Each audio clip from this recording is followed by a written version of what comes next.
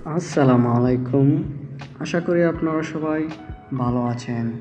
আজকে আমি দেখাবো কিভাবে আপনারা রবি সিমের মেইন ব্যালেন্স চেক করবেন। রবি সিমের মেইন ব্যালেন্স চেক করার জন্য আপনাদেরকে একটি কোড ডায়াল করতে হবে। তো আজকে আমি আপনাদেরকে শিখিয়ে দেব কিভাবে রবি সিমের মেইন ব্যালেন্স চেক করবেন।